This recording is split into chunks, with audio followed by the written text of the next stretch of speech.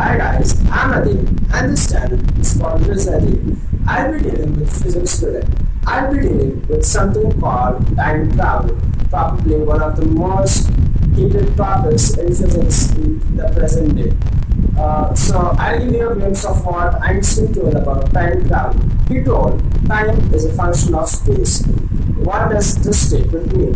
He told that if we will travel a large distance in space, we will probably be traveling a small distance through time. So this is possible through parallels. He said, if anyone travels through a black hole, he will probably be traveling through time. So what does time travel basically mean? It's traveling from one point of time, say A, to another point of time, say B, without passing through the time in between A and B. It's like skipping the time between A and B.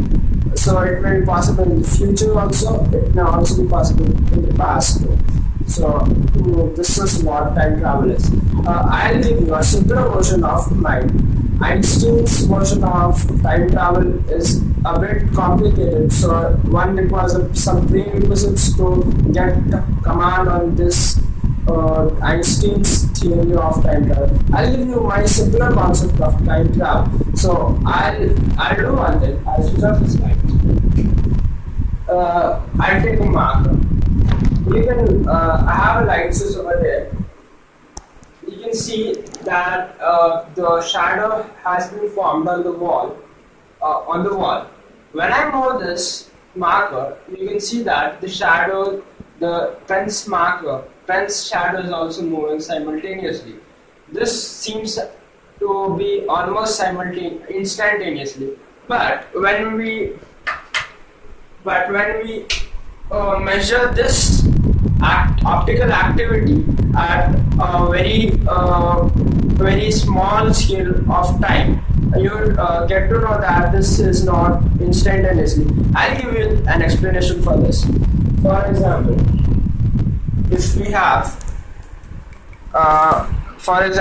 if this is the marker on any object and this is the screen, and the distance between both of them is for example, let us call the distance between both these points D. Let this point be A and this point be B, where the screen is placed. So the time taken for if I move this object, there would also be movement in the shadow which is formed in the screen. So the time taken for movement of the shadow after I move this marker is, let us call it as T1.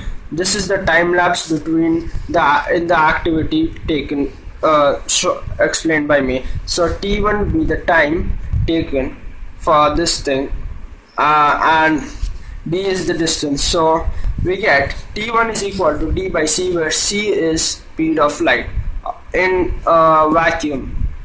Speed of light, which is equal to 3 into 10 power 8 meter per second. This is a huge value.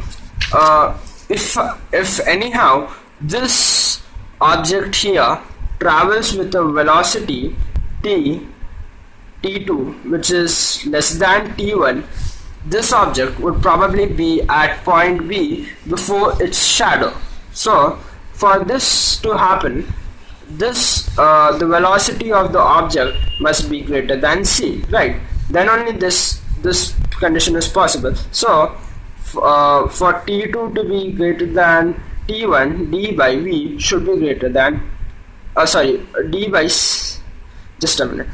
d by v must be less than d by c. So this is the criteria behind it. At the moment there's some movement in the marker.